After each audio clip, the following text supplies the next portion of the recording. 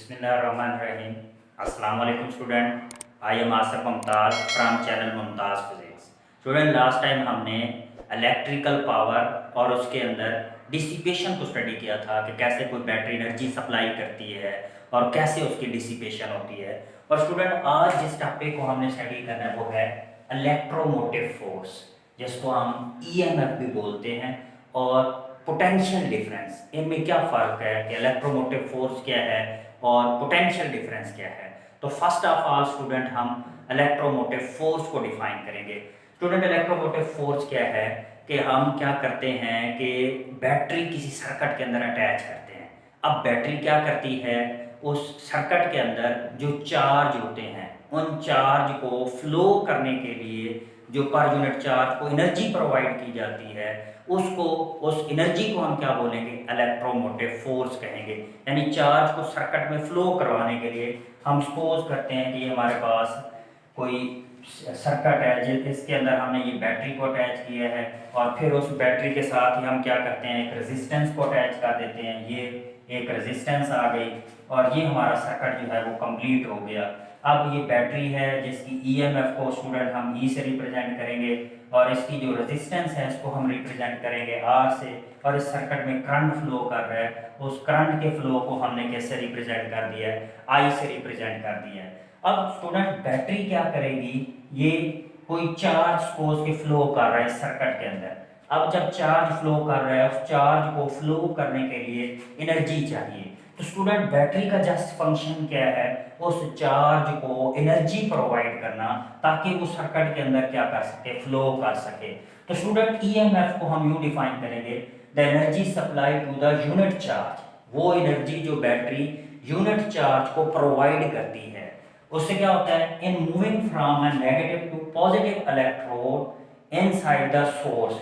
यानी कोई charge negative terminal से पॉजिटिव टर्मिनल के तक मूव करे और उस इलेक्ट्रॉन को, उस चार्ज को फ्लो करने के लिए नेगेटिव टर्मिनल से पॉजिटिव टर्मिनल तक फ्लो करने के लिए एनर्जी जो प्रोवाइड करेगी बैटरी, उसको हम क्या बोलेंगे, इलेक्ट्रोमोटिव फोर्स कहेंगे। तो स्टूडेंट इलेक्ट्रोमोटिव फोर्स सिंपली क्या हुई, चार्ज को सर्किट के अंदर नेगेटिव टर्मिनल से पॉजिटिव टर्मिनल तक फ्लो करने के लिए जो एनर्जी प्रोवाइड करेगी, जो सोर्स एनर्जी प्रोवाइड करेगा, उसको हम उसकी क्या बोलेंगे, इलेक्ट्रोमोटिव फोर्स कहेंगे। तो शॉर्टकट में स्टूडेंट हम यूं कहेंगे, the energy supply to a unit charge by a source. यानी यूनिट चार्ज को जितनी एनर्जी कोई सोर्स प्रोवाइड करेगा उससे हम उसकी क्या बोलेंगे, इलेक्ट्रोमोटिव फोर्स। तो स्टूडेंट हमने सर्किट कंसीडर किया जिसके अंदर हमने बैटरी की ईएमएफ को ई से रिप्रेजेंट कर दिया और हमने रेजिस्टेंस ली, उस रेजिस्टेंस को आर से रिप्रेजेंट कर दिया। अब इसमें क्या कर रहा है, करंट फ्लो कर रहा है। अब स्टूडेंट हम सपोज करते हैं कि यहाँ पे जो चार्ज फ्लो कर रहा है उस चार्ज को हमने रिप्रेजेंट कर दिया डेल क्यू से। अब इस चार्ज डेल क्यू को सर्किट के अंदर मूव करवाने के लिए बैटरी को क्या करना पड़ता है, वर्क डन करना पड़ता है। और उस वर्क डन को स्टूडेंट हम रिप्रेजेंट करते हैं डेल डब्ल्यू से। अब डेल डब्ल्यू इसका क्या आ गया, वर्क डन आ गया। अब बैटरी ने स्टूडेंट क्या करनी है, एनर्जी सप्लाई करनी है। किसको एनर्जी सप्लाई करनी है, चार्ज को मूव करवाने के लिए। कितने चार्ज को मूव करवाने के लिए स्टूडेंट, चार्ज डेल क्यू को मूव करवाने के लिए। तो स्टूडेंट हम इसका फिर फार्मूला लिख सकते हैं इलेक्ट्रोमोटिव फोर्स का, यानी ये आ जाएगा E, और E इज इक्वल टू किस चीज के बराबर आ जाएगा, energy supplied, energy supplied, energy supply की किसको स्टूडेंट, एनर्जी सप्लाई की चार्ज को, और नीचे हमने क्या कर दिया, इसको डिवाइड कर दिया चार्ज से। अब स्टूडेंट अगर हम इसका फार्मूला लिखें तो E, अब एनर्जी इसने सप्लाई की है, किसको एनर्जी सप्लाई की है, चार्ज को, यानी बैटरी ने वर्क डन किया है। तो इस एनर्जी सप्लाई को हम रिप्रेजेंट कर देंगे डेल डब्ल्यू से और चार्ज को स्टूडेंट हम रिप्रेजेंट कर देंगे क्यू से। तो E इज इक्वल टू आ गया डेल डब्ल्यू ओवर क्यू के क्या आ गया, इक्वल आ गया है। स्टूडेंट अगर हम यहाँ से इसका यूनिट अगर देखें तो इसका जो यूनिट है वो किस चीज के बराबर आ जाएगा। अब डेल डब्ल्यू वर्क है, वर्क का जो यूनिट होता है स्टूडेंट वो जूल होता है। डेल क्यू चार्ज है, चार्ज का जो यूनिट होता है वो कूलम होता है। दैट मीन जो यूनिट आ गया वो क्या आ गया, जाउल पर कूलम। और इसी जाउल पर कूलम को स्टूडेंट हम क्या बोलते हैं, वोल्ट भी कहते हैं। दैट मीन इलेक्ट्रोमोटिव फोर्स का जो यूनिट आ गया स्टूडेंट वो वोल्ट आ गया है। तो स्टूडेंट जब भी हम सर्किट में किसी इक्विपमेंट को अटैच करते हैं, किसी कंपोनेंट को अटैच करते हैं, तो स्टूडेंट उसकी अपनी कोई ना कोई रेजिस्टेंस होती है। यानी अगर हम सर्किट में बैटरी को भी अटैच करते हैं तो बैटरी की भी इंटरनल रेजिस्टेंस होती है। स्टूडेंट ये आपका ऑब्जर्वेशन होगी कि अगर हम एक बैटरी लेते हैं, उसको चार्ज करके हम कुछ अरसे के लिए रख देते हैं, अगर कुछ अरसे के बाद हम उस बैटरी को चेक करते हैं तो उसकी बैटरी की जो चार्जिंग है वो खत्म हो चुकी होती है। अब वो क्यों खत्म होती है स्टूडेंट, उस बैटरी की अपनी एक इंटरनल रेजिस्टेंस होती है। उस इंटरनल रेजिस्टेंस के अगेंस्ट वर्क करते करते जो बैटरी की अपनी जो चार्जिंग होती है वो चार्जिंग क्या हो जाती है, खत्म हो जाती है। तो स्टूडेंट यहाँ पे अब हमने जो नेक्स्ट चीज स्टडी करनी है वो है इंटरनल रेजिस्टेंस। Internal resistance. अब स्टूडेंट ये इंटरनल रेजिस्टेंस क्या है, ये हमारे पास स्टूडेंट बैटरी आ गई और यहाँ पे ये बैटरी के अंदर हमने ये दो इलेक्ट्रोड ड्रा कर दिए, एक को एनोड बोलते हैं और दूसरे को कैथोड बोलते हैं। सपोज के एक का पोटेंशियल हाई हो गया, दूसरे का पोटेंशियल लो हो गया। अब स्टूडेंट यहाँ पे इलेक्ट्रोलाइट प्रेजेंट है, यानी वो सॉल्यूशन प्रेजेंट है। अब स्टूडेंट चार्ज ने फ्लो करना आप जानते हैं हाई पोटेंशियल से लो पोटेंशियल की तरफ। अब स्टूडेंट जैसे ही चार्ज फ्लो करेगा हाई से लो के दरमियान, तो इन दो इलेक्ट्रोड के दरमियान जो इलेक्ट्रोलाइट प्रेजेंट है वो उसकी अपोजिशन करेगा। अब कोई इलेक्ट्रोलाइट जो इस चार्ज के फ्लो की अपोजिशन करता है वो उसकी क्या कहलाता है स्टूडेंट, इंटरनल रेजिस्टेंस कहलाता है। यानी जब चार्ज फ्लो करेगा दरमियान में जो सॉल्यूशन प्रेजेंट है, जो इलेक्ट्रोलाइट प्रेजेंट है, वो इस चार्ज के फ्लो की अपोजिशन करेगा। जितनी ही अपोजिशन करेगा ये इसकी क्या कहलाएगा स्टूडेंट, इंटरनल रेजिस्टेंस। और स्टूडेंट इंटरनल रेजिस्टेंस को स्मॉल आर से रिप्रेजेंट किया जाता है। और सर्किट के अंदर हम इसको यूं ड्रा करते हैं, ये हमारे पास बैटरी आ गई, ये उसका पॉजिटिव टर्मिनल, ये उसका नेगेटिव टर्मिनल, और उसके साथ ये आपने क्या अटैच कर दी, उसकी इंटरनल रेजिस्टेंस को अटैच कर दिया। और इसको हम क्या करते हैं, एक बॉक्स के अंदर क्लोज कर देते हैं। तो ये ईएमएफ आ जाएगी जिसको ई से रिप्रेजेंट करेंगे, और ये उसकी इंटरनल रेजिस्टेंस आ जाएगी जिसको हम स्टूडेंट आर से रिप्रेजेंट करते हैं। अब कोई भी इक्विपमेंट अगर हम सर्किट के अंदर अटैच करेंगे उसकी कोई ना कोई रेजिस्टेंस होगी। किसी भी इक्विपमेंट की रेजिस्टेंस जीरो नहीं होती, यानी वो लाजमी तौर पर करंट के फ्लो की क्या करता है, अपोजिशन करता है। तो जितनी वो अपोजिशन करता है वो उसकी क्या होती है, इंटरनल रेजिस्टेंस होती है। वो जो बैटरी की जो चार्जिंग खत्म होती है वो इस इंटरनल रेजिस्टेंस की वजह से खत्म हो जाती है। तो नेक्स्ट स्टूडेंट हमने टर्मिनल पोटेंशियल डिफरेंस को स्टडी करना है। तो स्टूडेंट नेक्स्ट हमने टर्मिनल पोटेंशियल डिफरेंस को स्टडी करना है।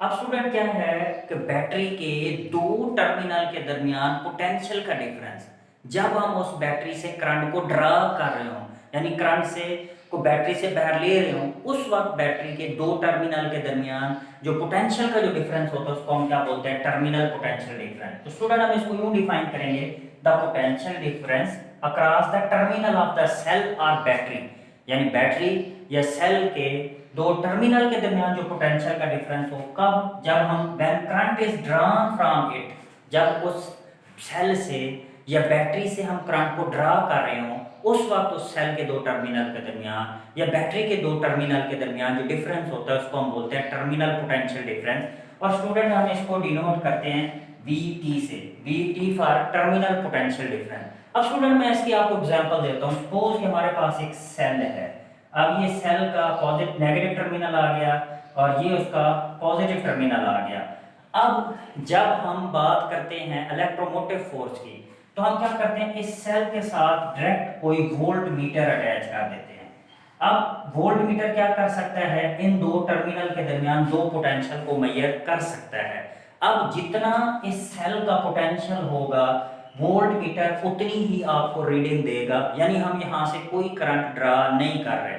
और जो टर्मिनल पोटेंशियल डिफरेंस है ये उस वक्त होगा कि जब हमने क्या किया है, सर्किट से करंट को ड्रा कर रहे हैं, यानी हम यहाँ पे कोई और रेजिस्टेंस वगैरह अटैच कर देते हैं या स्विच को अटैच कर देते हैं और फिर हम इसके साथ क्या करते हैं, वोल्ट मीटर को अटैच करते हैं। अब क्या होगा, हम इस सर्किट से करंट को आउटवर्ड ड्रा कर रहे हैं और यहाँ पे रेजिस्टेंस लगाई है, तो इस अब इन दो टर्मिनल के दरमियान जो पोटेंशियल का डिफरेंस होगा इस सेल के दरमियान, इसको हम क्या बोलते हैं, टर्मिनल पोटेंशियल डिफरेंस। यानी जब सर्किट से कोई करंट ड्रा ना हो रहा उस वक्त जो होगा उसको हम बोलेंगे ईएमएफ, और जब हम कोई करंट ड्रा कर रहे होंगे तो उसको हम क्या बोलेंगे, टर्मिनल पोटेंशियल डिफरेंस।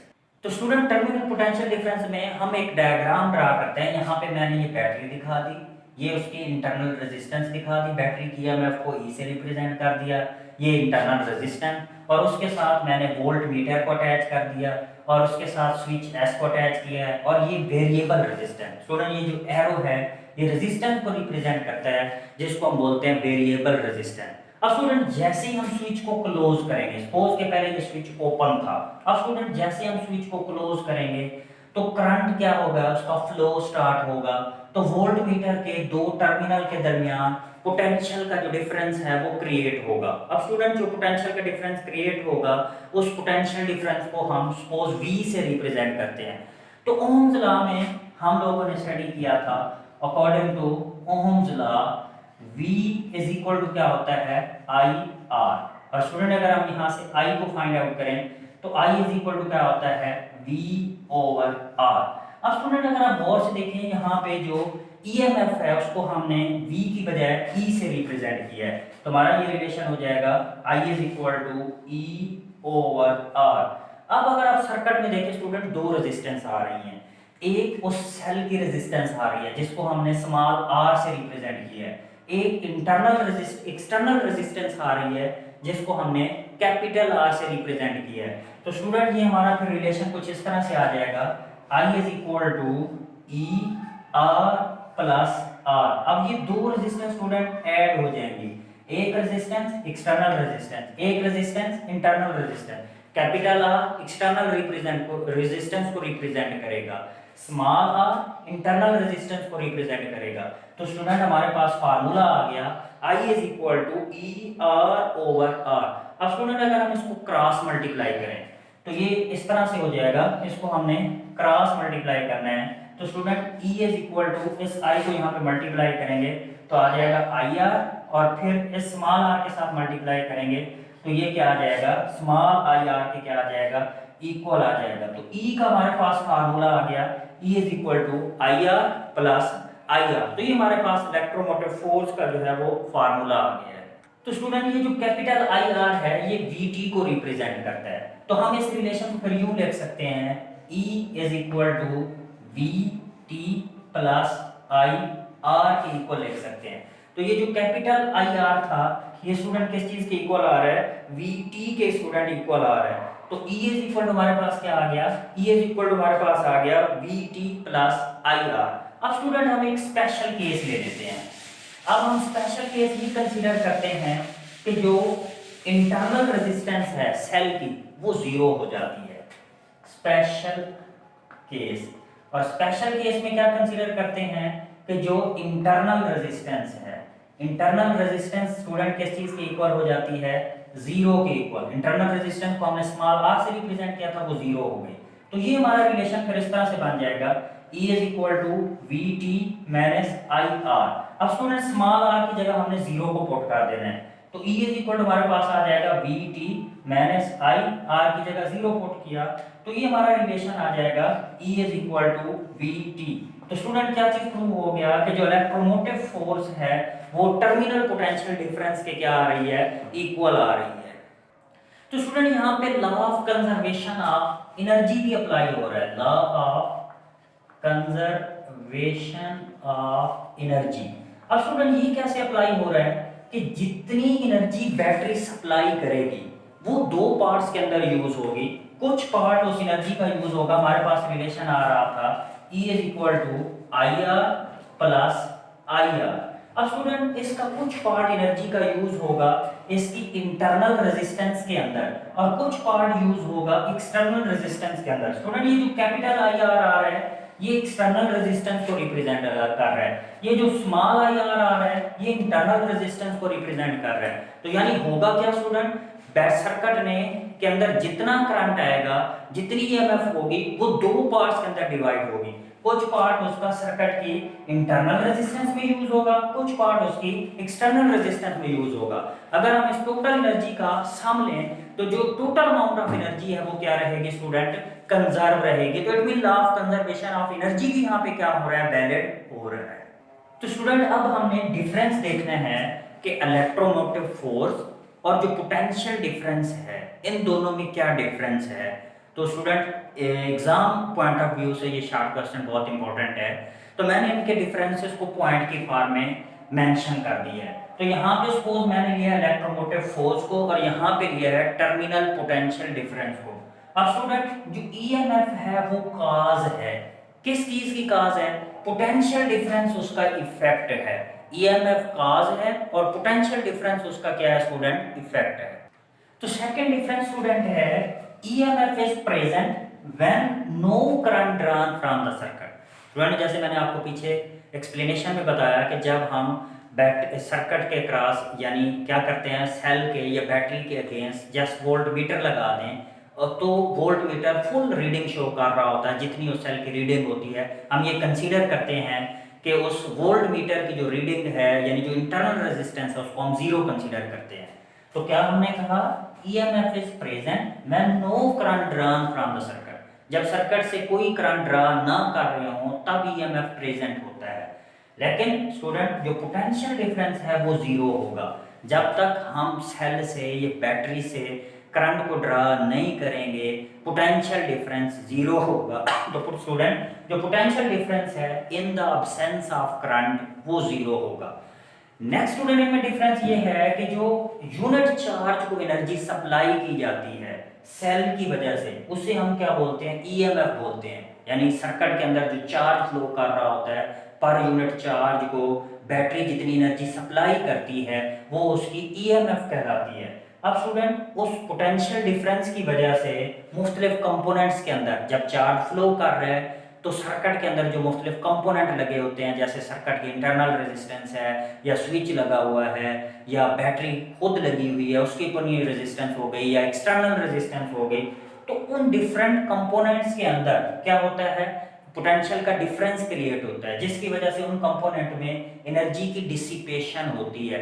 तो स्टूडेंट पर यूनिट चार्ज में जितनी एनर्जी की डिसिपेशन होगी उन कंपोनेंट्स के अंदर वो उसका क्या कहलाएगा, टर्मिनल पोटेंशियल डिफरेंस कहलाएगा। तो ये स्टूडेंट इसके डिफरेंसेस थे। स्टूडेंट अगर आपको कोई प्रॉब्लम हो रहा है इस क्वेश्चन में तो आप कमेंट बॉक्स में क्वेश्चन कर सकते हैं। अगर आपको हमारी वीडियोस अच्छी लग रही हो तो आप हमारे चैनल को सब्सक्राइब, लाइक और शेयर करें। नेक्स्ट टॉपिक तक के लिए अल्लाह हाफिज़।